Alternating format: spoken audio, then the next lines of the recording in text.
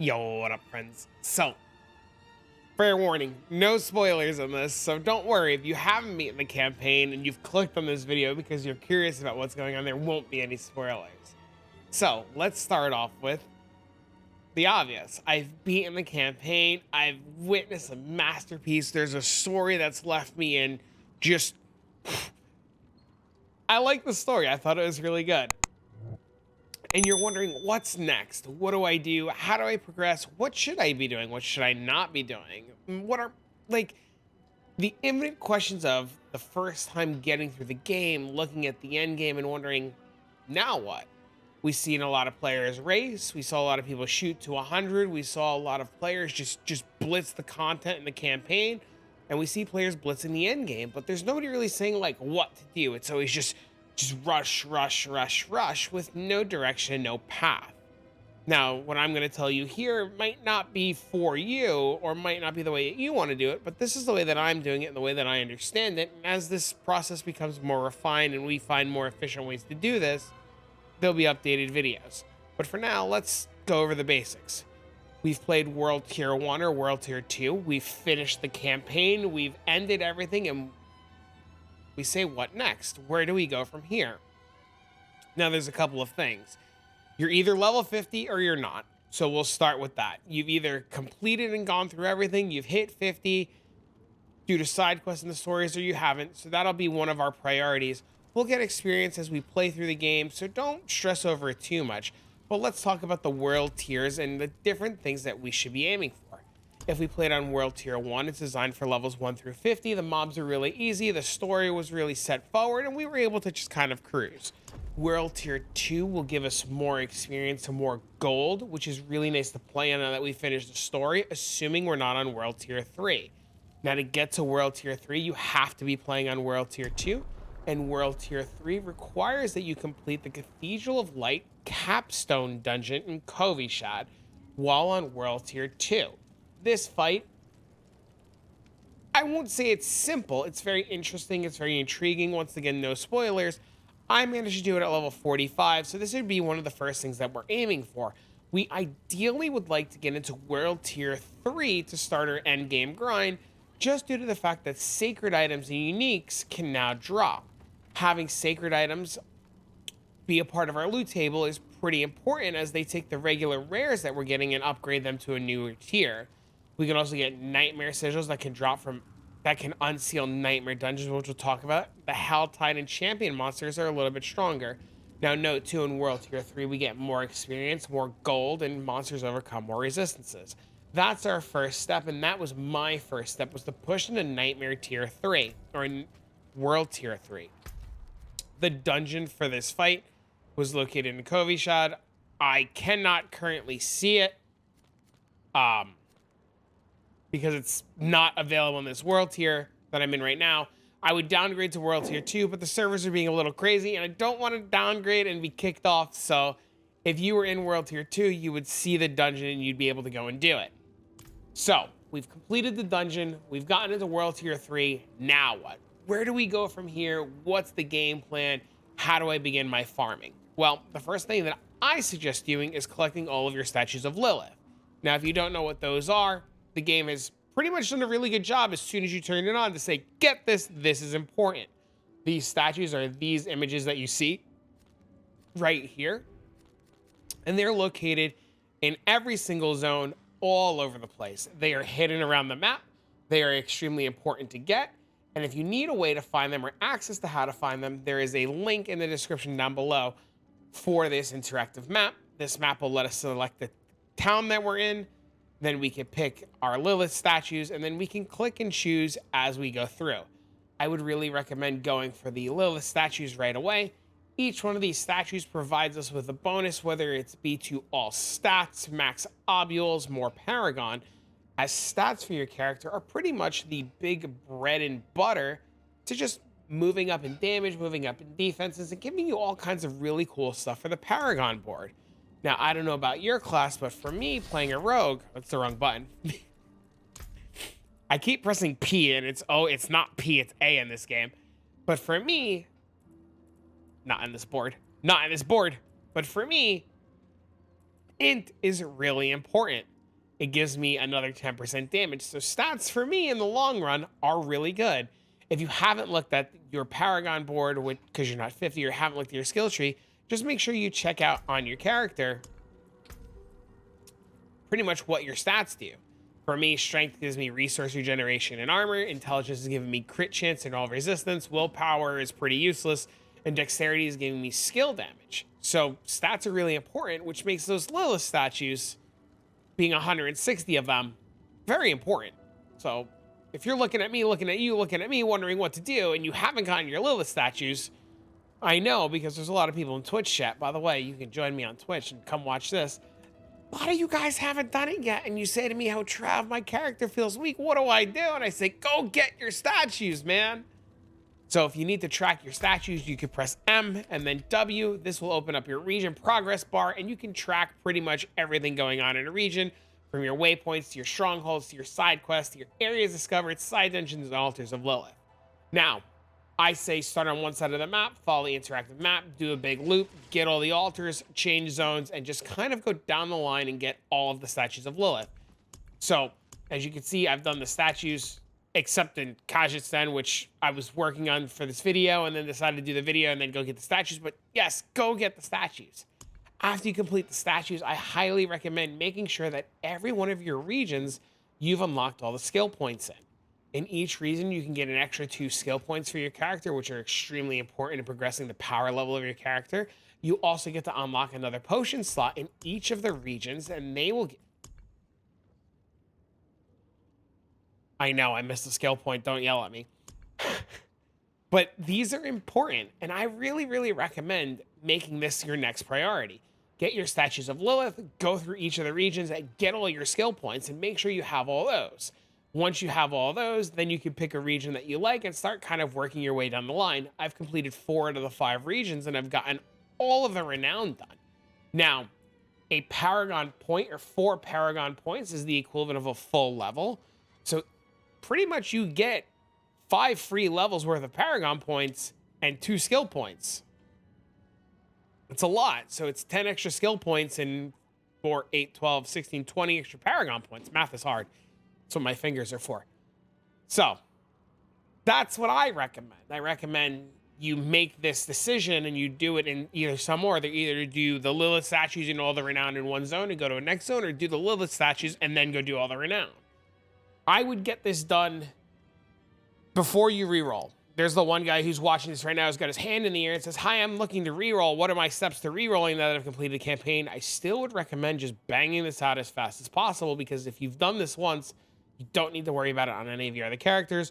Though if you highly hate what you're playing and you're really, really, really not having a good time, immediately reroll and work on the Renown. Like while you're leveling, just do everything. You'll notice right away, too, that you do not need to do every single side quest. You do not need to do every single dungeon, and you do not need to discover every single area. Each one of these gives a little bit of extra renown to pretty much get you close to your goal, and a combination of everything will pretty much get you there. I suggest getting all 3 strongholds, all the waypoints, and all the Lilith statues in every zone, as they give you the most amount of bang for your buck. I also really recommend doing all of the side dungeons. If you haven't done a side dungeon in a zone, and you can't remember which you have or haven't done, the side dungeons that you have not done have this little box here, or you can hover over it and it tells you first time award completion. All of the dungeons in the game give a first time award completion, and they give you something really useful for all of the classes in terms of aspects. Now, you should know what aspects are at this point. Aspects are the things that you put in your gear, so we're not really going to touch on aspects too much here. I am missing a few. When I'm done with this video over the next couple of days, I'm going to go back to all the dungeons that I missed, and I'm going to go get all the remaining aspects, especially if you want to reroll. These are really important. So now you say to me, hey, I've done all my Renown, I've gotten all my Lilith statues, I've unlocked all my dungeons. Where do we go from here? What are nightmare dungeons? What are these weird symbols on your map? What's going on? Now, I'm not going to talk too much about what's going on with the Tree of Whispers, because I don't want to give spoilers. But if you've completed the campaign and you've gone through it, you know what the Tree of Whispers is, and you know what its deal is. Kind of reminds me of Alice in Wonderland with the whole Queen of Hearts thing. But story, I hope that's the right reference. Oh my God, could you imagine watching this video and that's the wrong reference? Anyways, The Tree of Whispers gives us an ability to farm Grim Favors, another really cool endgame aspect. You'll notice that there are a bunch of notches under the Grim Favor. Every time I complete a Grim Favor, or every time I complete a quest for the Tree of Whispers, it'll give me favor. And when that bar is filled up, I can turn it into the tree, and the tree will give me a lot of rewards. It's mostly bad, but sometimes you get a real good hitter. The Tree of Whispers has markings all over the map. You can see there is a side dungeon, a regular dungeon, and a kill marker. The little side dungeons, the first symbol, the kill markers in the middle, and the dungeon symbols to the right, which we could see all three of them right here. This one will award us one favor. We can clear this little side dungeon. It expires in 59 minutes. I can run over there, hop in there, clear out the little side dungeon, get a favor. I can do this dungeon. It gives me 5, so that's 6 in total. This one expires in 58 minutes. And then these little kill things or completions will give me another one.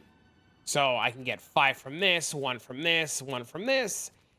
And if I want, I can just kind of click on this and it'll let me track it and I can see what's going on. I like the Tree of Whispers a lot. I think they're really cool. They go in really interesting zones. They give us a good reason to explore the map, and they give us a lot of fun mobs to kill.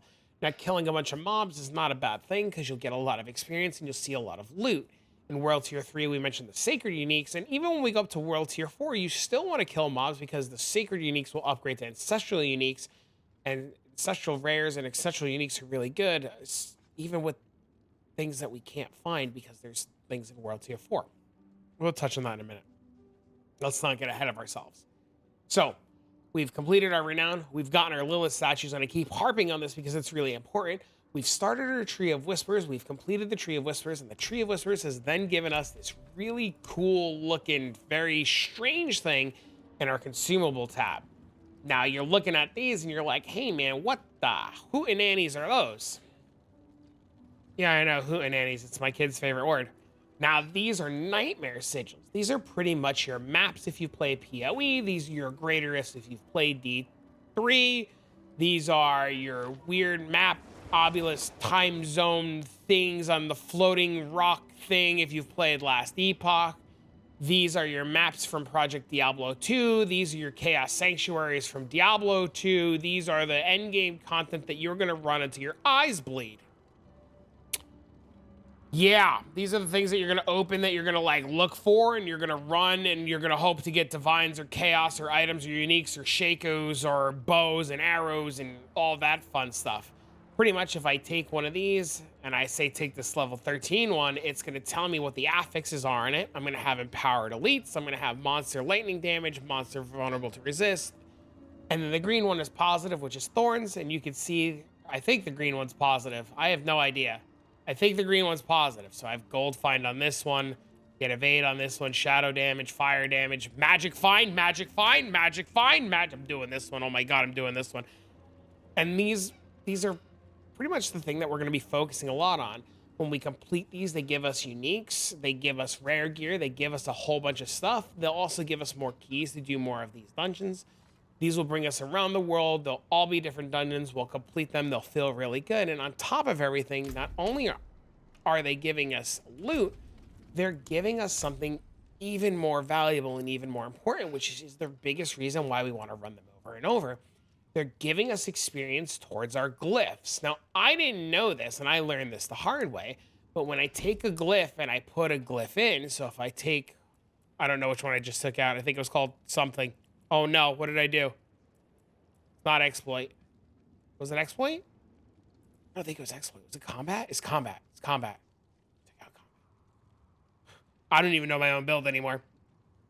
When I put this in, you'll notice that it has a radius. Now that radius is really important and really good, and we see it up here too, where this radius is really important and really good because it affects the actual glyph. This one, for example, says if I have 25 strength within the radius, I get extra rewards and bonuses, which will make my Paragon board even stronger. Now I need 25 strength. You'll notice that I have strength points that aren't in the radius, but I think it's called diminish, right? But if you read above here, it'll say next radius increase at level 15. So that means I need to run nightmare dungeons, and when I complete a nightmare dungeon, I get a bunch of experience. I take that experience, I put it into the glyph levels up, And as the glyph levels up, the radius, which is these red boxes, will get bigger and bigger and bigger and bigger.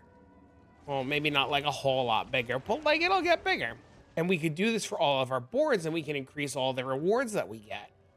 Makes kind of running Nightmare Dungeons really cool and really exciting as it expands what we're going to do. Now, I know a lot of people are not too happy, or they are very happy with the Paragon board, but there's a lot of min-maxing that can be done with the Paragon board, and Paragon board really opens up the end game and gives us a lot of really cool versatility with what we can do with our build. I personally love the fact that the skill tree is simplified for beginners and gives you a really good feel to the start of the game. Going into the Paragon, that gets a little bit more complex. Now, it's not the level of Path of Exile complex, where if I were to take Path of Exile, open this up, and look at this skill tree, this is way complicated. But Diablo 4 offers us a Paragon tree, which part of the endgame becomes insanely important. Every time that I do a new map, or get a Paragon point, or level up, or complete a Tree of Whispers, and just get Renown, and I put points in this, my character feels stronger. My character feels more important. I can feel and notice the upgrades. Now, I know a lot of players are not the biggest fan of leveling and the monster scaling with your level, and I know a lot of players want to go back in content and farm earlier stuff and get lower level items. And yes, I agree, I kind of wish I can go back to some earlier zones, farm things for alts, you're not wrong. But leveling is important, and leveling will push our character further and further. Now, I mentioned that in World Tier 3, we get sacred items, and World Tier 4, we get ancestral items, and new uniques can drop. This is where we get the coveted Shaker or the Harlequin Crest. We want to push our way into World Tier 4, so we're going to start on World Tier 3, we're going to do our Renown, we're going to get our Lilith Statues, we're going to work on the Tree of Whispers, we're going to start doing our Nightmare Dungeons, and we're really going to push our way into World Tier 4, as we want to eventually get there to start farming gear. I got into World Tier 4 at level 57. The fight was really hard. You could check out my previous YouTube video to see how the character works at an under level in World Tier 4, and you can kind of like get an idea of how that fight went without spoiling the fight, but you could see what my character can do in World Tier 4 and the fun aspects of Rogue. Now, World Tier 4 and World Tier 3 both offer us something really cool, and that's called a Helltide. That's this red area on the map. It kind of looks like Shaper Elder has taken over, or a Conqueror, or in any other game where the world is changing. And the Helltide will allow us to go and farm and get unique currency for the Helltide. Now, if I was in the zone, I would transfer to the zone, but the load times are pretty atrocious right now. Inside the Helltide, you'll kill mobs, you'll collect the currency, and there'll be chests scattered all over the Helltide that'll let you get loot. I've been told by some sources that the Helltide loot is probably some of the best in the game. Nobody's really confirmed yet or denied, but my plan after I finish my Renown is to pretty much exclusively live in Helltides when they're up. They're usually in the zone for about an hour, so they're up for an hour, then they're gone for a little bit, and then they come back up for an hour again. So as soon as I finish this video and get it edited out, if this Helltide's still up, I'm going to go... Oh, no, I got to do my Renown first to get the rest of my Lilith Statues. But eventually, I'm going to go sit in the Helltide. And that's my plan for the end game. My plan is to do the Renown, get it all done, get my statues, go do Tree of Whisper stuff, get a bunch of gear, do the Helltide, and start farming up and up and up. Now, I know people aren't too thrilled with the gear. Sacred items have some stats on them. Do I have any ancestral items? I do. I have ancestral weapons. Ancestral weapons have more stats, and you're just increasing your stats, and I agree, it's a little bit simplified, but when you start to understand what the stats have to offer, and you start to understand the different roles and what you can roll your gear into, you start to realize very quickly that there's more versatility than we think. And I know people aren't too thrilled about getting their skill at level 5, but I mean, hey, if I was playing Blade Vortex and I played it starting from Max 6 at level 50, I mean, you know, I'm just leveling rolling magma until 50. And then playing Blade Vortex forever. Or Lightning Arrow forever. Just saying. I like it. I like it. I think the game is great. Now, my ancestral weapons, my old weapons were sacred. They were 700 DPS. My new weapons are 1,049. They still have room for upgrades. They still have room to change. I'm looking forward to it. I'm looking forward to the grind. I'm looking forward to the new gear. I'm looking forward to pushing my character further and further.